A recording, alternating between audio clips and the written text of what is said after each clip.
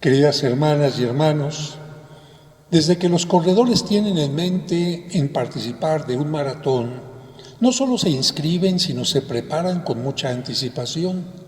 Saben que la tarea no será fácil, pero con la disciplina y esfuerzo necesarios será posible no solo recorrer el camino, sino alcanzar la meta. Y digo no solo recorrer el camino porque hay muchos que empiezan la carrera, pero lamentablemente la abandonan en algún momento. Unos casi al inicio, otros a la mitad, y no falta quien casi al final. En esos casos, de nada sirvió iniciar la carrera si nunca se llegó a la meta. Lo mismo sucede con una meta que los cristianos tenemos llamada santidad, que consiste en ir haciendo de nosotros la mejor versión, crecer en los valores que Cristo nos enseña en el Evangelio y dar lo mejor de nosotros a nuestro prójimo. Esta carrera de santidad inicia con el bautismo, en el que Dios nos hace hijos suyos, seguidores de Cristo y templos del Espíritu Santo. Pero ese es solo el inicio, porque a lo largo de la carrera tenemos que seguir las indicaciones de nuestro guía y entrenador, Cristo, y pedir ayuda especial al Espíritu Santo.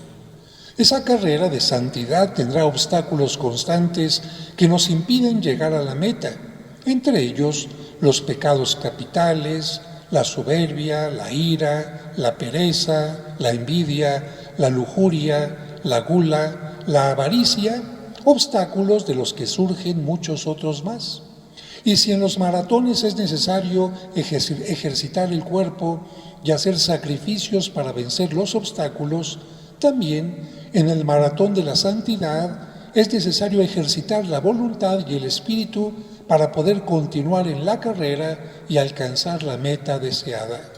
Y no hay mejor forma de ejercitarse que con la recepción de los sacramentos y la vivencia de las obras de misericordia, especialmente la recepción de la Eucaristía, la dieta de los campeones.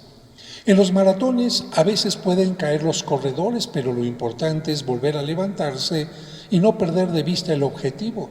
También en la vida cristiana podemos caer, pero sabemos que Dios no solo comprende nuestra debilidad, sino que nos ayuda a levantarnos para que continuemos. Por eso, Cristo nos ofreció el sacramento de la reconciliación. Es una pena saber que algunos padres de familia llevan a sus hijos a recibir el bautismo, los inscriben para el gran maratón de la santidad, pero después del rito no continúan su preparación. También es una pena que algunos iban muy bien en su carrera.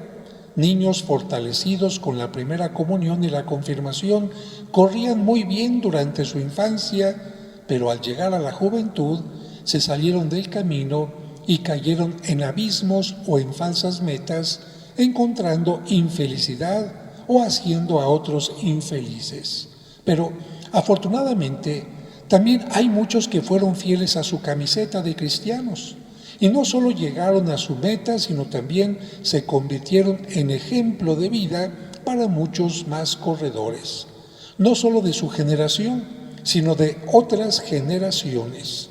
Esos son a los que les llamamos santos, son los que alude hoy el libro del Apocalipsis, un número que significa plenitud, 12 por 12 que dan como resultado 144. El número de las 12 tribus de Israel y el número de los 12 apóstoles multiplicado. Este número representa a todos los que se han santificado por seguir a Dios, tanto en el Antiguo Testamento, 12 tribus, como en el Nuevo, 12 apóstoles. Y si al número 144 le añadimos además el 1000, significa cómo Dios, a través de su obra, ha ido santificando a la humanidad con el sello del amor. Por lo tanto, un Dios que invita a toda la humanidad, y no como interpretan los testigos de Jehová, que solamente 144,000 en número se van a salvar. Ese número sería muy poco para el gran amor que Dios nos tiene. Continúo con mi reflexión. A este número de los 144,000 también se une el simbolismo de las vestimentas blancas, que en este caso representan a quienes con su testimonio en el martirio dieron precisamente muestra de su fe. En muchas ocasiones le he preguntado a varias personas si son ricas y me dicen que no. Y entiendo que esa respuesta es porque en nuestra sociedad les han insistido tanto en que la riqueza material es la importante, que al no tener tantos bienes materiales o dinero me contestan diciendo que no son ricos o que incluso son pobres. En esos momentos yo les comienzo a preguntar sobre otro tipo de valores como: ¿amas a tu familia? Sí. ¿Eres honesto en el trabajo? Sí. ¿Sientes misericordia por los necesitados? Sí. ¿Eres solidario con los que sufren? Sí. ¿Luchas porque haya justicia en el mundo? Sí. ¿Tienes tolerancia con tu familia y con los demás? Sí. ¿Propicias la paz? Sí. Y les hago muchas preguntas semejantes y como me responden afirmativamente, les hago caer en la cuenta que son ricos por vivir esos valores que encontramos en el Evangelio y que además no se pueden comprar ni con todo el oro del mundo.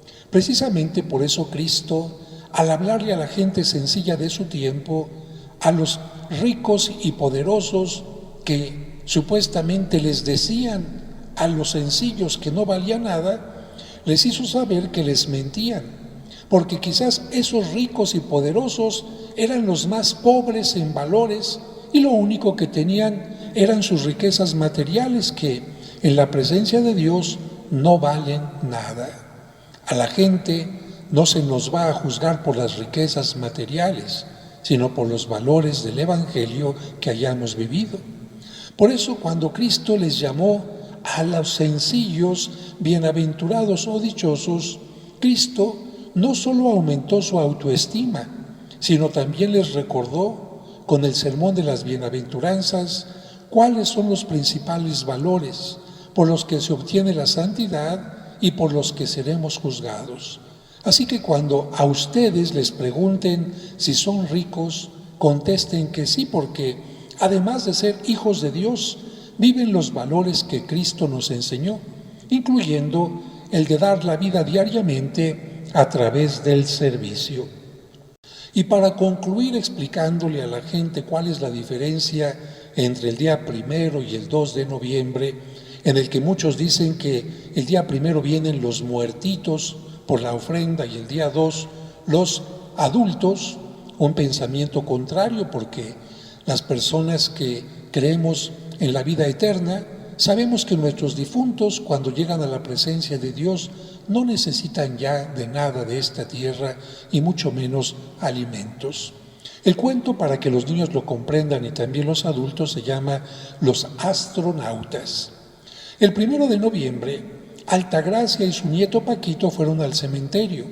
Mientras ella aseaba la tumba de su esposo que recientemente había fallecido, el niño le preguntó: ¿está aquí mi abuelito? Ella le dijo: no, tu abuelito no está aquí. Entonces el niño preguntó: si no está aquí, ¿para qué venimos a este lugar? Doña Altagracia colocó unas hermosas flores en el florero, se sentó al borde de la tumba y luego acercó al niño para explicarle. Le dijo: nosotros somos cristianos. Creemos que después de la muerte el cuerpo regresa a la tierra y se vuelve polvo, pero también creemos que nuestro espíritu se encuentra con Dios. En esta tumba están los restos de tu abuelito, pero él ya está en la presencia de Dios. Si limpiamos y arreglamos este lugar es para rendirle homenaje, pero la mejor manera de recordarlo es pedir por él en misa y darle gracias a Dios por su bondad. Al niño le surgieron muchas dudas y comentó: si mi abuelito ya está con Dios, ¿de qué sirve que pidamos por él en misa o que le ofrezcamos a Dios oraciones en su nombre? ¿Necesita de eso para estar definitivamente con Dios? Doña Altagracia comprendió la confusión del niño y decidió explicarle mejor. Para que entiendas, te voy a poner un ejemplo haciendo una comparación. Y luego le pidió: imagina que la iglesia es un grupo de astronautas que quieren llegar a la luna. El grupo está subdividido en otros 3. El primero lo forman quienes apenas se preparan para el viaje. El segundo está conformado por aquellos que ya están dentro de una nave volando hacia la meta. Y finalmente el tercero está constituido por quienes ya llegaron finalmente a la luna. Este último grupo ya goza del lugar. Paquito se entusiasmó con el ejemplo y preguntó, según esta comparación, ¿en cuál de los tres grupos estaría mi abuelito? La abuelita le contestó, estaría en los que están viajando dentro de la nave. Paquito interrumpió, ¿eso significa que aún no llega a su meta? Doña Altagracia continuó con la comparación y dijo, efectivamente, como su cohete aún no llega a la meta, necesita combustible y una buena guía u orientación para llegar más pronto a su destino. Paquito se preocupó por su abuelo y preguntó, ¿cómo puedo ofrecerle gasolina y ayuda a mi abuelo? Ella le dijo, para elevarse cada vez más alto, necesita de una gasolina espiritual. Ese combustible se lo podemos ofrecer con la Santa Misa, nuestra oración y nuestros sacrificios.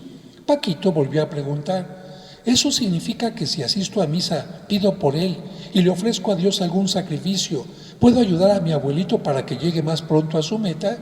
Doña Altagracia movió la cabeza asintiendo y le dijo, la Iglesia de Jesucristo está formada por la Iglesia militante, la Iglesia purgante y la Iglesia triunfante. Y para que no quedara ninguna duda, le explicó con paciencia. La Iglesia militante somos todos los cristianos que aún vivimos en esta tierra. El niño preguntó, ¿por qué se le llama así? Ella le aclaró, se le llama militante porque somos el ejército, los militares de Dios que defendemos el bien y nos esforzamos por construir una sociedad mejor. El segundo grupo es la Iglesia purgante. Está formada por aquellos difuntos que murieron siguiendo a Cristo, pero necesitan purificar o purgar algunos pecados. Este grupo es semejante al que viaja en la nave. Los difuntos ya dejaron este mundo, pero aún no se encuentran definitivamente con Dios. No pueden alcanzar su meta sin la completa perfección, y mientras logran ese grado, permanecen en una etapa, en una nave llamada purgatorio. Nosotros podemos ayudarles con misas y oraciones para que su purificación sea más breve. De hecho, la Biblia, en el segundo libro de los Macabeos, pide que seamos solidarios con los difuntos. Dice, obra santa y piadosa es orar por los difuntos para que descansen de sus penas. Paquito comentó, voy a orar mucho por mi abuelito para que pronto salga del purgatorio. Altagracia concluyó diciendo, cuando las personas se han arrepentido de todas sus faltas y se han purificado, salen del purgatorio para vivir inmensamente felices en la presencia de Dios. Al llegar a su meta, se convierten en santas y forman parte de la Iglesia triunfante.